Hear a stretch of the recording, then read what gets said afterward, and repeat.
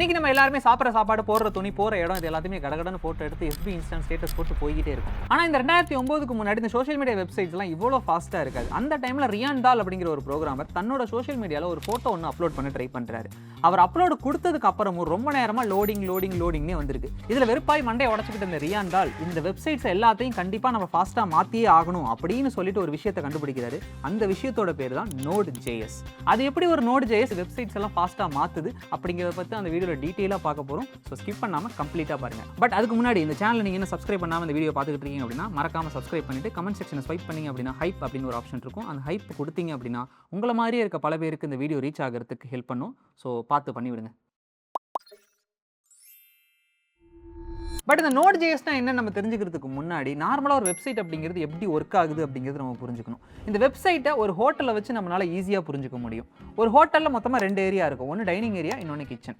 நீங்கள் டைனிங் ஏரியாவுக்கு தான் மோஸ்ட்லி போவீங்க. அங்கே வெயிட்டர் வருவார், வெயிட்டர்கிட்ட ஆர்டர் கொடுப்பீங்க. அவர் நேராக கிச்சனில் போய் நீங்கள் என்ன கேட்டிங்களோ அதை கொண்டு வந்து உங்களுக்கு திரும்ப கொடுத்துருவார்.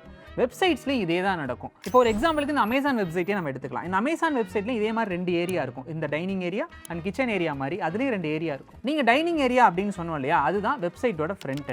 அதாவது அங்கே தான் நீங்கள் வந்து ஒரு ப்ராடக்ட்டை பார்ப்பீங்க, அங்கே பை கொடுப்பீங்க, இல்லை அந்த இடத்துல கார்ட்டில் ஆட் பண்ணுவீங்க, இந்த மாதிரி விஷயங்கள்லாம் பண்ணுவீங்க. பட் இதிலே பேக்கெண்ட் அப்படிங்கிறது நீங்கள் இந்த ப்ராடக்ட்டை தான் வாங்கியிருக்கீங்க அப்படிங்கிறது உங்கள் செல்லர்கிட்ட இன்ஃபார்ம் பண்ணிவிட்டு உங்களோட பேங்க் அக்கௌண்ட்லேருந்து அமேசானோட பேங்க் அக்கௌண்ட்டுக்கும் உங்கள் செல்லரோட பேங்க் அக்கௌண்ட்டுக்கும் மணியை ட்ரான்ஸ்ஃபரும் பண்ணி விட்டுட்டு அந்த ப்ராடக்ட்டை உங்களோட அட்ரஸுக்கு அனுப்பி வைக்கிற வர இந்த எல்லா ப்ராசஸுமே பின்னாடி நடக்கும். அதாவது பேக்கெண்டில் நடக்கும். இந்த ஹோட்டலில் டைனிங் ஏரியாவுக்கும் கிச்சன் ஏரியாவுக்கும் சப்ளை பண்ணுறதுக்காக ஒரு வெயிட்டர் இருந்தார் இல்லையா, அதே மாதிரி இங்கேயும் ஒரு வெயிட்டர் இருக்காரு. அந்த வெயிட்டரோட பேர் தான் API, அதாவது அப்ளிகேஷன் ப்ரோக்ராமிங் இன்டர்ஃபேஸ் அப்படின்னு சொல்லுவாங்க. பட் 2009க்கு முன்னாடி வர இந்த ஹோட்டல்ஸ் எல்லாம் கொஞ்சம் டிஃப்ரெண்டாக ஆப்ரேட் ஆகிட்டு இருந்தாங்க.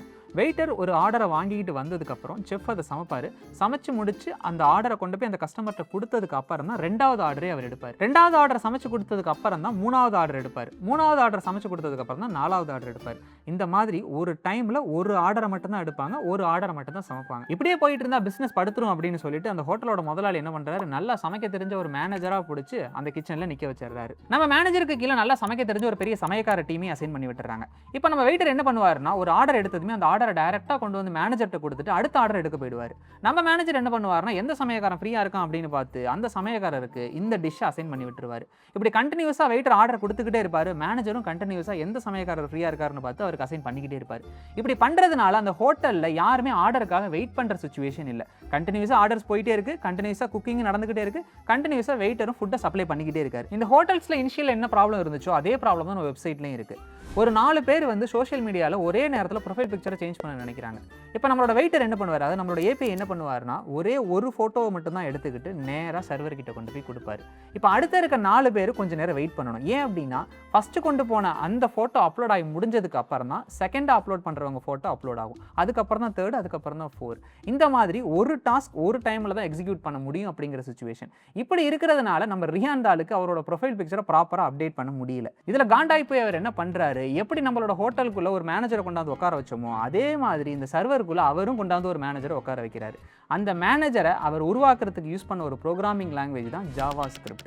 இந்த JavaScriptங்கிற ப்ரோக்ராமிங் லாங்குவேஜை யூஸ் பண்ணி அவர் ஒரு சர்டன் செட் ஆஃப் கோட் எழுதுறாரு. அந்த கோடோட வேலை என்ன அப்படின்னா, உள்ள வர்ற டாஸ்க்கை ஈக்குவலாக அந்த இடத்துல ஸ்பிளிட் பண்ணி கொடுத்து அதை குயிக்காக முடிக்க வைக்கிறது தான். ஹோட்டலில் நம்மளோட மேனேஜருக்கு ஹெல்ப் பண்ணுறதுக்கு நிறைய சமயக்காரங்க இருந்தாங்க. அதே மாதிரி இந்த பேக்கெண்டில் யார் இருப்பாங்க அப்படின்னு பார்த்தீங்கன்னா, libUV அப்படின்னு ஒருத்தங்க இருப்பாங்க. இந்த libUVக்குள்ள நிறைய C ப்ரோக்ராம் கோட் இருக்கும். இந்த C ப்ரோக்ராம் கோடோட வேலை என்ன அப்படின்னா, நம்ம JavaScript மேனேஜர் என்ன டாஸ்க் அவங்களுக்கு கொடுக்குறாங்களோ அந்த டாஸ்க்கை போய் முடிக்கிறது தான் அவங்களோட வேலை.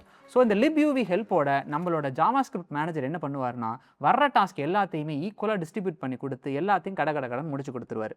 நீங்கள் இப்போ ட்ரெண்டிங்கில் இருக்க full stock development, data science, AML, UX அப்படின்னு எந்த ஒரு விஷயத்தை எடுத்து புதுசாக படிக்கணும்னாலும் சரி, அந்த ஃபீல்டில் இருக்க டவுட்ஸ், இதை யாரெல்லாம் படிக்கலாம், என்னெல்லாம் படிக்கணும், படித்து முடிச்சதுக்கப்புறம் ஸ்கோப் இருக்குமா, ஒரு ஃப்ரெஷராக இதில் வேலை கிடைக்குமா, அப்படி வேலை கிடைச்சா நமக்கு எவ்வளோ சேலரி கிடைக்கும் அப்படிங்கிற எல்லா டவுட்டையும் HCL GUVI கண்டக்ட் பண்ணுற ஃப்ரீ ஆன்லைன் வெபினாரில் நீங்கள் ஜாயின் பண்ணி இப்போ இண்டஸ்ட்ரியில் ஒர்க் பண்ணிக்கிட்டு இருக்க எக்ஸ்பர்ட்ஸ் கிட்ட இருந்து டேரெக்டாகவே நீங்கள் கேட்டு உங்கள் டவுட்ஸ் எல்லாத்தையும் கிளியர் பண்ணிக்கலாம். அண்ட் இந்த ஃப்ரீ வெபினாரில் நீங்கள் ஜாயின் பண்ணுறது மூலமாக இப்போ இருக்கிற ரியல் வேர்ல்ட் ப்ராஜெக்ட்ஸை ஹேண்ட்ஸான எக்ஸ்பீரியன்ஸ் பண்ணி பார்க்குறது மட்டும் இல்லாமல் உங்களோட ப்ரொஃபஷனல் நெட்வொர்க்கிங் சர்க்கிளையும் இன்க்ரீஸ் பண்ணிக்க இது ரொம்பவே ஹெல்ப் பண்ணும். இந்த ஃப்ரீ வெபினார்ஸோட லிங்க் எல்லாமே கீழே டிஸ்கிரிப்ஷனில் இருக்கும். உங்களுக்கு எந்த வெபினார் வேணுமோ அந்த லிங்கை கிளிக் பண்ணி ரிஜிஸ்டர் பண்ணிக்கோங்க.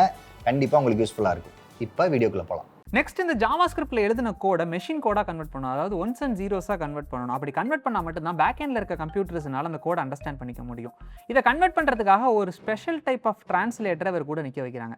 அந்த டிரான்ஸ்லேட்டரோட பேர் தான் நோடு. இந்த நோடோட வேலை என்ன அப்படின்னா ஜாவாஸ்கிரிப்ட் கோடை மெஷின் கோடாக கன்வெர்ட் பண்ணி அங்கே இருக்க கம்ப்யூட்டர்ஸ்களை அண்டர்ஸ்டாண்ட் பண்ண வைக்கிறது தான். ஸோ இந்த நோடு ஜாவாஸ்கிரிப்டோட சேர்ந்து ஒர்க் ஆகிறதுனால இது பேர் நோடு ஜாவாஸ்கிரிப்ட், ஷார்ட்டாக சொல்லணும்னா Node.js. ஸோ இந்த Node.js நம்ம கொடுக்குற எல்லா டாஸ்க்கையுமே பேரலாக டிஸ்ட்ரிபியூட் பண்ணி கொடுத்து குயிக்காக முடிச்சு கொடுக்கறதுல பெரிய கில்லாடி. இந்த Node.js ரியாண்டால் கண்டுபிடிச்சதுக்கப்புறம் நெட்ஃப்ளிக்ஸ், லிங்க்டின் இந்த மாதிரி பெரிய பெரிய வெப்சைட் எல்லாருமே அவங்களோட பேக்கெண்டில் இந்த Node.js யூஸ் பண்ண ஆரம்பிச்சிட்டாங்க. பிகாஸ் இது ரொம்ப குயிக்காகவும் இருக்கும், ரிலேபிளாகவும் இருக்கும் அப்படிங்கிறதுக்காக. நீங்கள் ஒரு வெப் டெவலப்பர் ஆகணும் இல்லை ஃபுல் ஸ்டாக் டெவலப்பர் ஆகணும் அப்படின்னு நினச்சிக்கிட்டு இருக்கீங்க அப்படின்னா நீங்கள் கற்றுக்க வேண்டிய ஃபஸ்ட் ப்ரோக்ராமிங் லாங்குவேஜ் ஜாவாஸ்கிரிப்ட் தான். அண்ட் அந்த பேக்கெண்டே நீங்கள் சேர்த்து டெவலப் பண்ணணும் அப்படின்னு நினச்சிங்கன்னா உங்களுக்கான பெஸ்ட் டூல் இந்த Node.js தான். நீங்கள் in case college second year third இயரில் படிச்சுக்கிட்டு இருக்கீங்க, வெப் டெவலப்பர் ஆகணும்னு நினச்சிக்கிட்டு இருக்கீங்க அப்படின்னா தாராளமாக அந்த Node.js எடுத்து படிங்க, கண்டிப்பாக உங்களுக்கு ஸ்கோப்பும் இருக்கும். அண்ட் இந்த மாதிரி டெக் ரிலேட்டட் வீடியோஸ் உங்களுக்கு நிறைய வேணும் அப்படின்னா அந்த சேனலை சப்ஸ்கிரைப் பண்ணிக்கோங்க. அண்ட் இந்த வீடியோ உங்கள் ஃப்ரெண்ட்ஸ் அண்ட் ஃபேமிலிக்கு ஷேர் பண்ணிவிடுங்க. நான் இன்னொரு நாள் இன்னொரு வீடியோவில் உங்களை மீட் பண்ணுறேன். அதுவரை பை.